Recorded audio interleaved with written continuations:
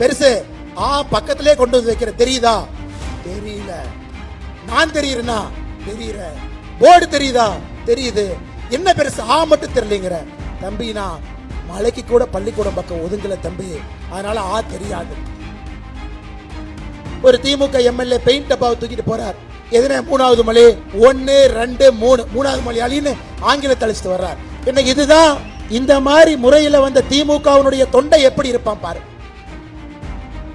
இன்னைக்கு தமிழ்நாடு வளராம இருப்பதற்கான அடிப்படை காரணம், இங்க இருக்கக்கூடிய யாரு பேசுறது யாருக்குமே புரியாது. ஆங்கிலமும் பேச தெரியாது, தமிழும் தற்கும். நீங்க நல்லா யோசிச்சு பாருங்க ஐயா, 10ஆம் கிளாஸ் தமிழ்ல எத்தனை பேர் ஃபெயில் ஆகிறான்? 2022 57,000 பேர். 12ஆம் கிளாஸ் பரீட்சை போன வருஷம் 72,000 பேர் எழுதவே இல்லை. மேகதாத்து அணை கட்டுனா தமிழ்நாட்டுக்கு நல்லதாமா. புழுக கேட்டிருக்கிறோம், அண்ட புழுக கேட்டிருக்கிறோம், ஆகாச புழுவ நேத்தா நாம் பார்த்தோம். ஒரு விவேகனுடைய காமெடி பார்த்தேன். ஒரு பெரியவர் உட்கார்ந்து இருப்பார், அண்ணன் விவேக். அவர் ஒரு போர்டில் எழுதுவார், அண்ணன் தெரியுதா? தெரியல. பெருசா எழுதுவார், பெருசு தெரியுதா? தெரியல. பெருசு பக்கத்திலே கொண்டு வந்து வைக்கிற, தெரியுதா? தெரியல. நான் தெரியுறேனா? தெரியற. போர்டு தெரியுதா? தெரியுது. என்ன பெருசு மட்டும் தெரியலங்கிற தம்பி, நான் மலைக்கு கூட பள்ளிக்கூடம் பக்கம் ஒதுங்கல தம்பி, அதனால தெரியாது. இன்னைக்கு திமுக எம்எல்ஏ அப்படித்தான் இருக்கிறாங்க. இந்த 3 மொழி போய் 3வது மொழி அழிச்சிட்டு வா. ஒரு திமுக எம்எல்ஏ பெயிண்ட் டப்பாவை தூக்கிட்டு போறார். எதுனா 3வது மொழி 1 2 3 3வது மொழி அழின்னு ஆங்கிலத்தை அழிச்சிட்டு வர்றார். இன்னைக்கு இதுதான் இந்த மாதிரி முறையில வந்த திமுகவினுடைய தொண்டை எப்படி இருப்பான் பாரு. 3வது மொழின்னு இங்கிலீஷ் அழிச்சதுக்கு அப்புறம் சொல்றான், பெருசு அது 2வது மொழி மாதிரி தெரியுது, ஹிந்தி மேல இருக்குது, அது அழின்னு. இவர்கள்லாம் இன்னைக்கு நமக்கு புத்தி சொல்லி கொண்டிருக்கின்றார்கள். தமிழகத்தில் எப்படிப்பட்ட கல்விக் கொள்கை இருக்கணும், நாம என்ன படிக்கணும். அது மட்டும் இல்லைங்க, இன்னைக்கு தமிழகத்தினுடைய முதலமைச்சர் அண்ணன் மு.க. ஸ்டாலின் தமிழ்நாட்டை தாண்டிட்டா 2 பேர்த்த கைத்தாங்களா கூட்டிட்டு போவார் டெல்லி போகும்போது. ஏன்னா அவர் பேசுறது அங்க இருக்கவங்களுக்கு புரியாது, அவங்க பேசுறது இவங்களுக்கு புரியாது. பார்லிமெண்ட்ல போய் 39 பேசுறவங்க யாருக்கும் புரியாது, மிச்சம் இருக்கிறவங்க பேசுறது 39க்கு புரியாது. இன்னைக்கு தமிழ்நாடு வளராம இருப்பதற்கான அடிப்படை காரணம், இங்க இருக்கக்கூடிய யாரு பேசுறது யாருக்குமே புரியாது. ஆங்கிலமும் பேச தெரியாது, தமிழும் தற்கும். நீங்க நல்லா யோசிச்சு பாருங்க ஐயா, 10ஆம் கிளாஸ் தமிழ்ல எத்தனை பேர் ஃபெயில் ஆகிறாங்க? 2022 57,000 பேர். 12ஆம் கிளாஸ் பரீட்சை போன வருஷம் 72,000 பேர் எழுதவே இல்லை.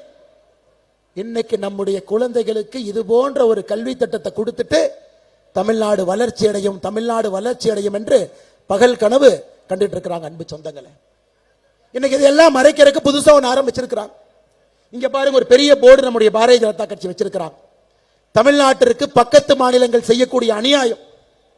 முல்லை பெரியார் அணையினுடைய நீர்மட்டத்தை கேரளா உயர்த்த மாட்டாங்க.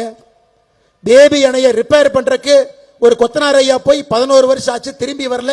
அவருக்கு என்ன ஆச்சுன்னு யாருக்குமே தெரியாது. அப்பப்ப ஷட்டர் உடையும், தண்ணி வெளியே வரும், யார் உடைக்கிறாங்கன்னு தெரியாது. இது முல்லை பெரியாறு பேபி அணையினுடைய நிலை. செண்பகவல்லி அணையை சரிப்படுத்தி 30 வருஷம் ஆகுது. தென்காசி போன்ற பகுதிகளுக்கு தண்ணி இல்லை. நாம கேரளாவுக்கு கனிம வளத்தை கொடுப்போம், கடத்திட்டு எடுத்துட்டு போவாங்க. ஆனா கேரளாக்காரன் அங்க இருக்கக்கூடிய குப்பையை கொண்டு வந்து இங்க போட்டுட்டு போவாங்க, கம்யூனிஸ்ட் ஆட்சியாளர்.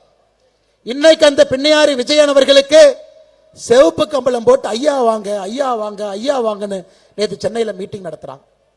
கர்நாடகாவில் டி.கே. சிவகுமார், கர்நாடகாவினுடைய துணை முதலமைச்சர், மேகதாத்துல அணை கட்டியே தீர்வன் நிற்கிறார்.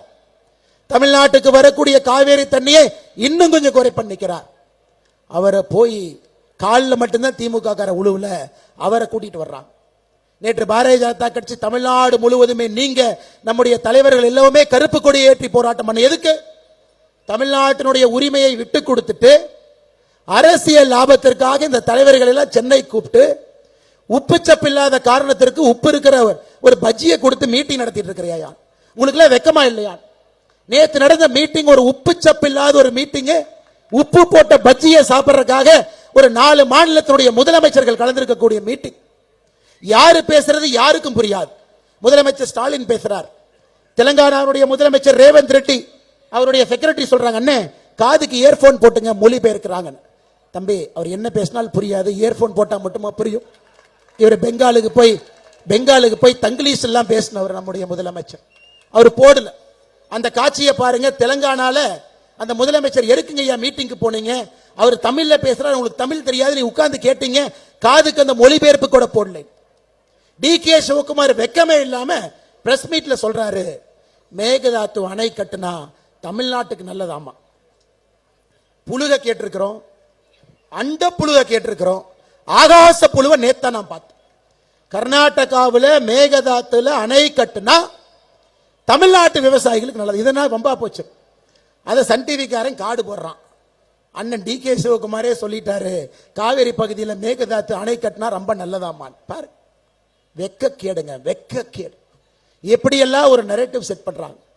தமிழிசை அக்காவும் பொன்னார் ஐயாவும் ராஜான்னு பேசும்போது சொன்னாங்க, ஸ்டாலின் ஐயா மீட்டிங்ல பேசுறாரு, எழுதி வச்சதை படிக்கிறாரு, உதயநிதி என்ன சைடில் உட்கார்ந்து இருக்காரு, கனிமொழி அக்கா குறுக்கு மறுக்கு இங்கேயும் ஓடுறாங்க. ஏன் ஓடுறாங்கன்னு யாருக்குமே தெரியாது.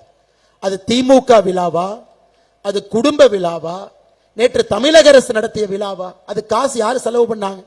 அத்தனை பேத்துக்கு பஜ்ஜி போண்டா செலவு யாரு? திராவிட முன்னேற்ற கழகத்தினுடைய செலவா, தமிழக அரசனுடைய செலவா? யோசிச்சு பாரு. தொகுதி மறுசீரமைப்பு பத்தி நாம பேசணுமா? யாரும் பேசல.